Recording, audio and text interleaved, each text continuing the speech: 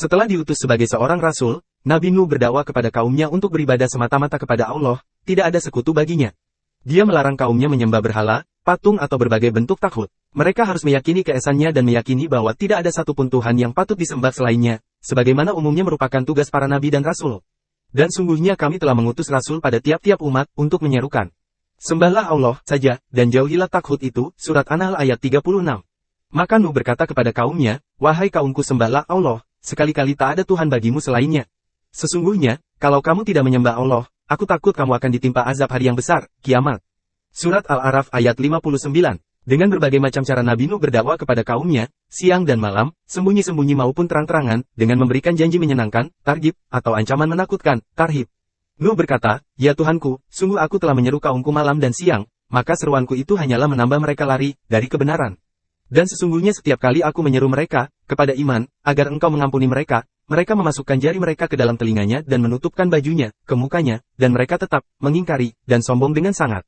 Kemudian sesungguhnya aku telah menyeru mereka kepada iman dengan cara terang-terangan, kemudian sesungguhnya aku menyeru mereka lagi dengan terang-terangan dan dengan diam-diam, surat Nuh ayat 8-12.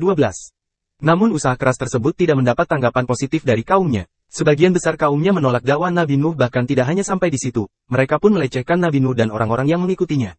Pemuka-pemuka dari kaumnya berkata, sesungguhnya kami memandang kamu berada dalam kesesatan yang nyata. Surat Al-A'raf ayat 60. Maka berkatalah pemimpin-pemimpin yang kafir dari kaumnya, kami tidak melihat kamu, melainkan sebagai seorang manusia biasa seperti kami, dan kami tidak melihat orang-orang yang mengikuti kamu, melainkan orang-orang yang hina dina di antara kami yang lekas percaya saja, dan kami tidak melihat kamu memiliki sesuatu kelebihan apapun atas kami, bahkan kami yakin bahwa kamu adalah orang-orang yang dusta. Surat Hud ayat 27. Nabi Nuh tetap sabar menghadapi mereka dan memberikan jawaban atas tuduhan-tuduhan mereka. Nuh menjawab, hai kaumku, tak ada padaku kesesatan sedikit pun, tetapi aku adalah utusan dari Tuhan semesta alam. Surat Al-A'raf ayat 61. Begitulah seterusnya, Nabi Nuh alaihi salam tanpa rasa bosan, dengan tekun beliau mendakwahi kaumnya walaupun masa dakwahnya sangat lama. Al-Quran menyatakan bahwa masa dakwah beliau mencapai 950 tahun. Dan sesungguhnya kami telah mengutus Nuh kepada kaumnya, maka ia tinggal di antara mereka 1000 tahun kurang 50 tahun, surat Al-Ankabut ayat 14. Setelah sekian lama berdakwah dan dengan berbagai macam cara serta ketabahan dan kesabaran menghadapi kaumnya, namun sebagian besar kaumnya tetap saja menolak untuk menerima seruan dan dakwah beliau kecuali hanya beberapa gelintir saja yang menerima dakwahnya. Dan tidak beriman bersama dengan Nuh itu kecuali sedikit. Surat Hud ayat 40. Puncaknya adalah ketika kaumnya merasa bosan dengan seruan Nabi Nuh, lalu mereka meminta Nabi Nuh alaihi salam membuktikan kebenaran apa yang dia serupakan berupa sesuatu yang dapat mereka saksikan dengan nyata. Mereka berkata, hai Nuh, sesungguhnya kamu telah membantah kami, dan telah sering bantahanmu terhadap kami, maka datangkanlah kepada kami azab yang kamu ancamkan kepada kami, jika kamu termasuk orang-orang yang benar. Surat Hud ayat 32. Nabi Nuh tidak serta-merta memenuhi tuntutan mereka, sebab dia menyadari bahwa tidak ada mukjizat yang dapat dia lakukan sendiri kecuali jika Allah memberikannya. Karena dialah Tuhan, tidak ada sesuatu pun yang mampu mengalahkannya. Jika dia menghendaki sesuatu, cukup baginya berkata, kun, maka sesuatu itu akan terwujud seketika. Nuh menjawab, hanyalah Allah yang akan mendatangkan azab itu kepadamu jika dia menghendaki, dan kamu tidak akan dapat melepaskan diri. Surat Hud ayat 33. Allah juga menghibur Nabi Nuh alaihi salam agar tidak gundah terhadap apa yang diperbuat kaumnya, karena pertolongan Allah akan segera datang. Dan diwahyukan kepada Nuh, bahwa sekali-kali tidak akan beriman di antara kaummu, kecuali orang yang telah beriman saja, karena itu janganlah kamu bersedih hati tentang apa yang selalu mereka kerjakan. Surat Hud ayat 36. Perintah membuat perahu menghadapi perilaku kaumnya yang semakin lama semakin keras, dan telah hilang harapan atas kebaikan mereka. Nabi Nuh akhirnya memohon kepada Allah agar segera menurunkan azabnya kepada mereka dan menyelamatkan dirinya serta para pengikutnya dari kezaliman mereka.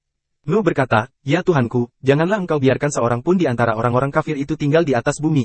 Sungguh jika engkau biarkan mereka tinggal, niscaya mereka akan menyesatkan hamba-hambamu, dan mereka tidak akan melahirkan selain anak yang berbuat maksiat lagi sangat kafir. Surat Nuh ayat 25-27. Sebagai jawaban atas permohonan Nabi Nuh, Allah memerintahkan beliau membuat perahu besar yang tiada bandingannya sebelum dan sesudahnya. Dan buatlah bahtera itu dengan pengawasan dan petunjuk wahyu kami, dan janganlah kamu bicarakan dengan aku tentang orang-orang yang zalim itu, sungguh mereka itu akan ditenggelamkan. Surat Hud ayat 37. Nabi Nuh memenuhi perintah Tuhannya, maka mulailah dia melakukan hal tersebut. Sebagian salaf berkata bahwa ketika Allah memenuhi doa Nabi Nuh, dia memerintahkannya menanam pohon untuk membuat perahu, lalu dia menanamnya dan menunggunya selama 100 tahun. Kemudian setelah itu, ia memotongnya dan membuat perahu selama 100 tahun kemudian.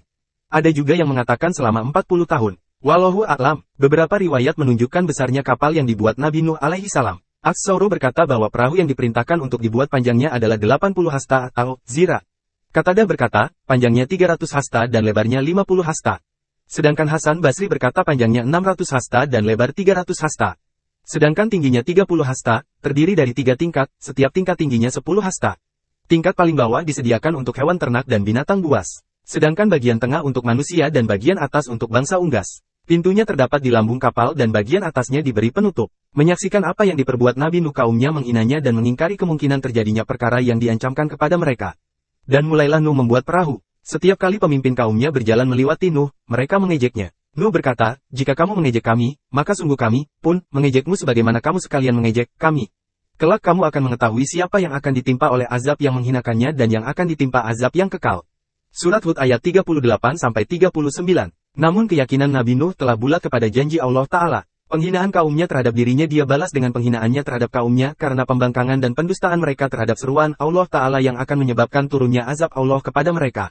Pembangkangan kaum Nabi Nuh memang sudah sangat keras, bahkan diriwayatkan oleh Rasulullah SAW dalam hadits yang diriwayatkan oleh Bukhari dalam sahihnya bahwa di hari kiamat pun mereka berupaya mengingkari bahwa Nabi Nuh alaihi salam pernah berdakwah kepada mereka.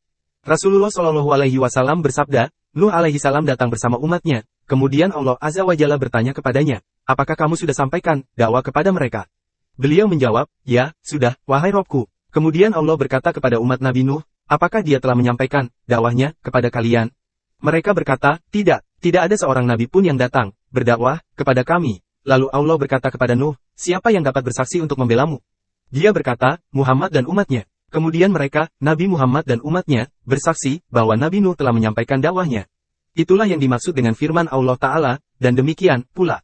Kami telah menjadikan kamu, umat Islam, umat yang adil dan pilihan agar kamu menjadi saksi atas perbuatan manusia dan agar Rasul Muhammad menjadi saksi atas perbuatan kamu. Surat Al-Baqarah ayat 143.